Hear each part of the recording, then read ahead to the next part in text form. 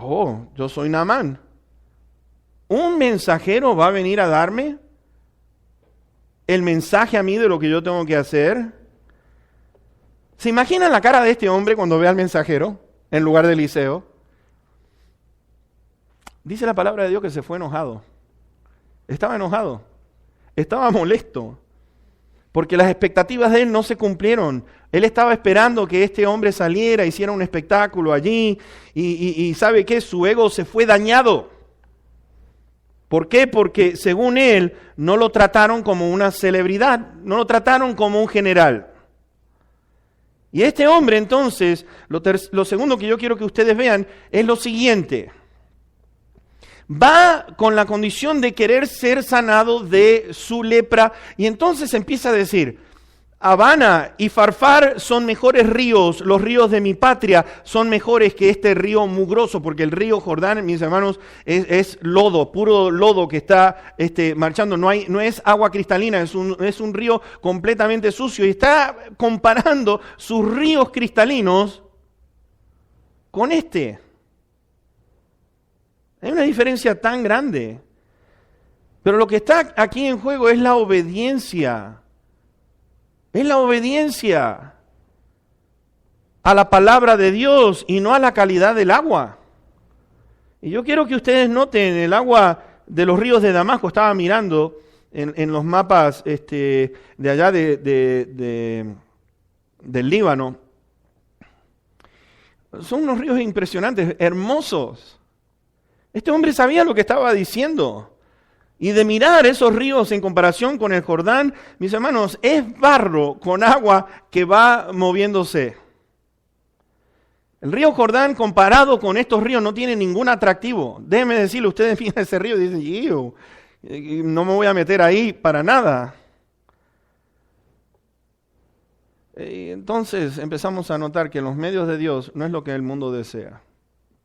Los medios de Dios no es lo que el mundo desea. La palabra del Señor claramente nos dice que la cruz es locura a los que se pierden, pero a los que se salvan es poder de Dios. Dice que los judíos piden señales y los griegos piden sabiduría, pero Pablo está diciendo, pero nosotros predicamos a Cristo crucificado, para los gentiles ciertamente tropezadero, y para los gentiles es una cosa de locos.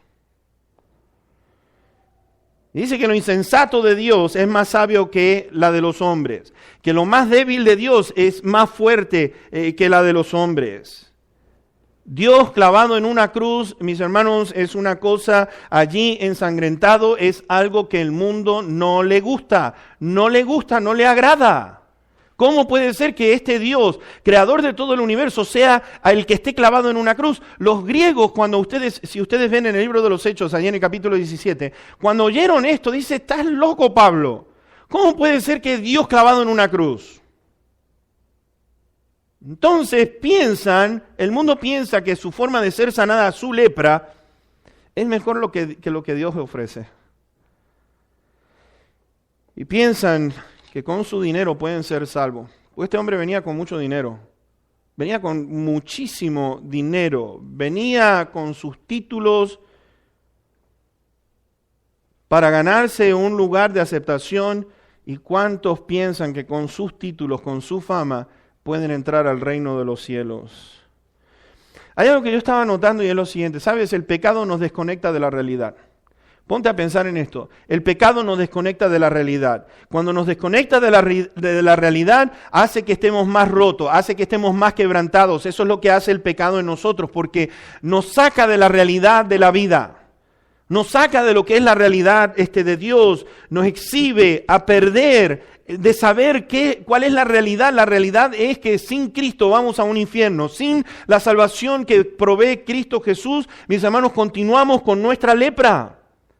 Y entonces podemos notar que la perversión del corazón es algo evidente.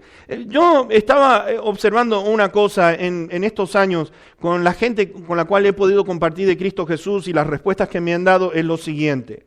Veo la perversión del corazón del hombre, es tan evidente, ustedes no se imaginan. ¿Por qué? Porque se puede verificar con las acciones que están haciendo. El mundo se puede notar la perversión del corazón por las acciones que le siguen. Intelectualmente lo ignoran a Dios y te voy a decir por qué. Porque hay un propósito de la vida, como hay un propósito de la vida, cuando intelectualmente estoy mirando la realidad que es a través de las acciones que vemos que produce el pecador, mis hermanos, ¿sabes qué? Yo me he dado cuenta de una cosa, el hombre no quiere llegar intelectualmente a ese punto y te voy a decir por qué. Porque si llega a ir a ese lugar, mis hermanos, se va a dar cuenta que lo tiene que llevar a pensar de que hay un Dios, de que hay un juicio y que, mis hermanos, Jesús murió en la cruz del Calvario, lo va a llevar a pensar en Dios y el ser humano no quiere pensar en Dios. Fíjense en que vino de tan lejos para volverse a ir a su tierra de la misma manera. ¿Y cuánta gente quiere venir ante Dios y de decir, fíjense en ustedes, bueno, yo creo en la reencarnación, yo creo en, vamos a decir, que Dios no puede ser tan malo, demandarme, yo he escuchado personas que me han dicho, pastor, mire, le voy a decir una cosa, yo quizás soy más bueno que cualquier persona que usted tenga en la iglesia. Y pueda tener razón en todo eso, pero le digo una cosa, ¿sabe qué? Usted puede darme toda la justificación que quiera, usted puede ser una buena persona, cuando uno empieza a mirar, usted es una buena persona, sí, yo soy una buena persona. Y hay algo que he aprendido, es con respecto a estas preguntas de los 10 mandamientos. Cuando alguien me dice a mí, no, yo soy una buena persona, le digo, déjeme hacerle una pregunta. Si usted ha dicho alguna mentira en algún punto de su vida, sí. Y le digo, si usted dijo una mentira, ¿qué le hace a usted? Pues mentiroso. Le digo, ¿a usted ha robado alguna vez? Me dice, sí. Bueno, si usted robó, ¿qué le hace a usted? Ladrón. Entonces, por su propio dicho, usted dijo, yo no le dije que usted es un mentiroso, usted dijo que usted es un mentiroso, usted dijo que usted es un ladrón, y usted me está diciendo a mí que yo puedo creer que usted es una buena persona. Se quedan callados. Se quería ir enojado nuevamente a su nación, y mis hermanos, estaba por perder la bendición de ser sano de una enfermedad tan horrible como la lepra. Ahora, sus soldados vienen y le dicen, padre, era un respeto, le decían, por favor, reconsidera, vinimos de tan lejos para que te vayas a ver si él queremos que razones. Si te va a pedir algo difícil, lo harías. Sin embargo, te está pidiendo algo tan sencillo. Y si no llega a funcionar, pues acaba con el profeta, lo puedes matar, si quieres hacerlo. El profeta dijo, ve, lávate 7 veces en el río Jordán y sanará la lepra. Fíjense en lo que le está diciendo el mensajero. Ahora, ustedes escuchan una cosa así, ¿va a sanar mi lepra haciendo qué? ¿Zambulléndome? ¿Por qué se enoja la gente cuando uno habla de Cristo Jesús? ¿Te has puesto a pensar en eso? ¿Por qué se enoja la gente cuando escucha de Cristo Jesús? Es una cosa increíble. Pero el nombre de Jesús representa para muchos una mala palabra. Para mí lo fue, le voy a decir una cosa. Yo tenía 12 años y me acuerdo cuando Juanita Torres vino a testificar de Cristo Jesús. Yo tenía mi religión y yo decía, esta bruja está diciendo barbaridades. Y estaba usando la Biblia, fíjense en ustedes. Pero yo estaba allí con mis 12 años, criado prácticamente desde los 5 años en una escuela católica. Lo único que recibí fue las enseñanzas.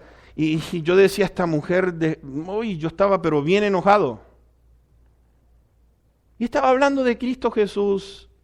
Y estaba hablando de cómo murió. Y veo a mi mamá y a la hermana Terry poniéndose de rodillas, llorando, recibiendo a Cristo Jesús. Yo estaba pero con un enojo tremendo.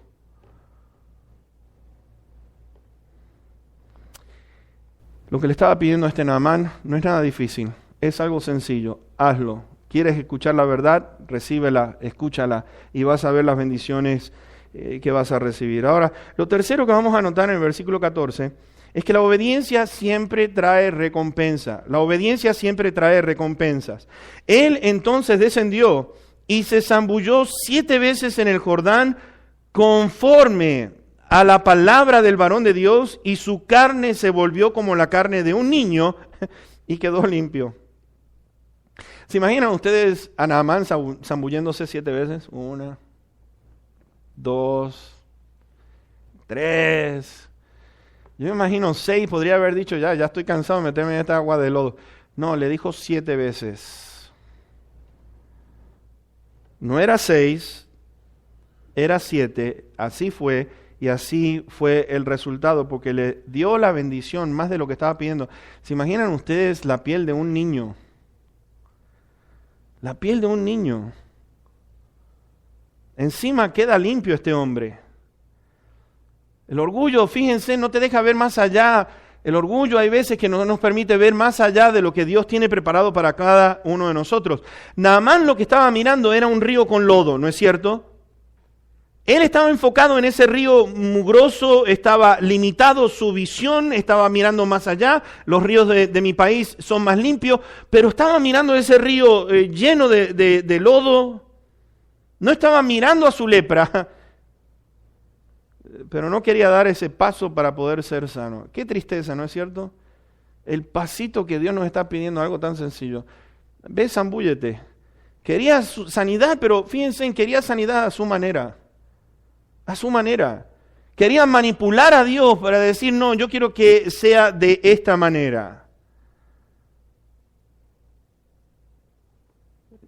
El Señor nos dice claramente en su palabra que Dios nos pide que seamos como niños para poder ver el reino de los cielos. Dios pide que nos humillemos para poder ser exaltados. Dios dice que tenemos que morir para saber vivir. Dios dice que recibimos más cuando damos. Ahora, yo tengo una pregunta que hacerles. ¿Fue el río Jordán que lo sanó a Naamán?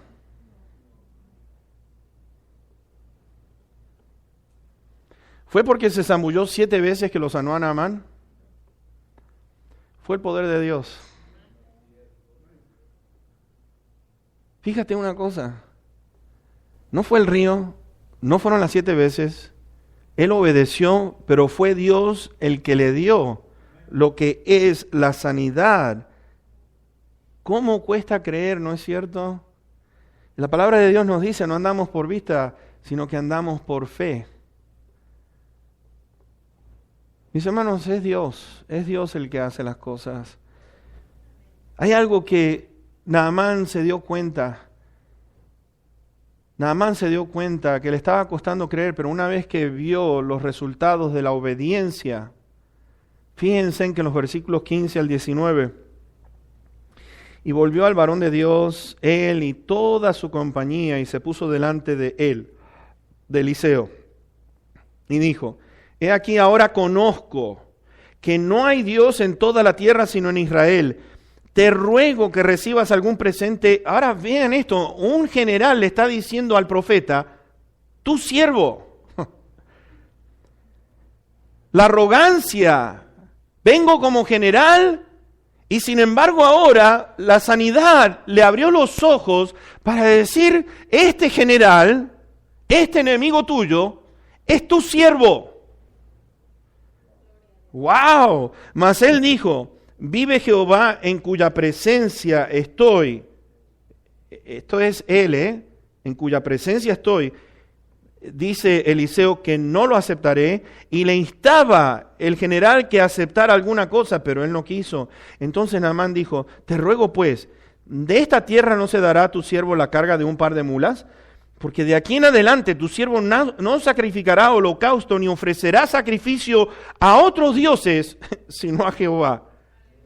En esto perdone Jehová a tu siervo, que cuando mi señor el rey entrara en el templo de Rimón para adorar en él, y se apoyare sobre mi brazo, si yo también me inclinara en el templo de Rimón, cuando haga tal, Jehová perdone en esto a tu siervo. Y él le dijo, ven paz. Se fue pues y caminó como media legua de tierra. Hay un solo Dios, declaró Naamán. Hay un solo Dios. Mis hermanos, comenzó con el testimonio de una esclava. Fíjense, una muchachita que le dijo, hay un Dios en Israel, hay un profeta de Dios en Israel que puede hacer las cosas y vas a sanar. Si tú le rogases a ese profeta, vas a ser sano de tu enfermedad. Y fíjense ustedes que este general, movido por el testimonio de una muchachita, va hacia la nación, pide al rey, tengo que ir hasta allá, dame cartas para poder pasar a este país.